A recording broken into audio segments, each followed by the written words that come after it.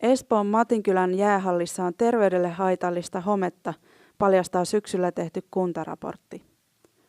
Kaupunki teetti tutkimuksen, mutta ei varoittanut käyttäjiä tai edes kertonut sisäilman mittauksista. Nyt joidenkin juniorikiekkoilijoiden pelätään sairastuneen homeperäisiin sairauksiin, joista osa voi olla elinikäisiä.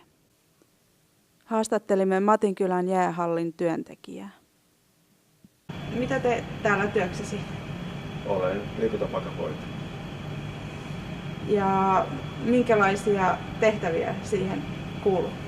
No, tähän kuuluu tämän urheilupuiston niin kunnossapitoa, huoltoa ja ylipäätään kaikkea, niin kuin, mikä liittyy, että täällä asiakkaat pystyy niin harrastamaan liikuntaa ja hoitoa ja talvisiin ja jalkapallokenttien lanaamista kesässä. Osaatko arvioida, kuinka paljon asiakkaita täällä käy päivittäin?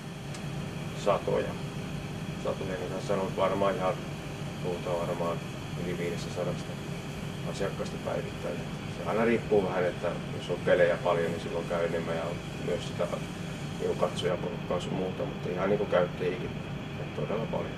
Sisäilmamittauksia koskevasta loppuyhteenvedosta käy ilmi, että Matinkylän hallin toimisto- ja huoltokäytävältä sekä hallin sisätiloista ja materiaaleista löytyi useasta eri kohtaa epätavanomaisia mikrobeja.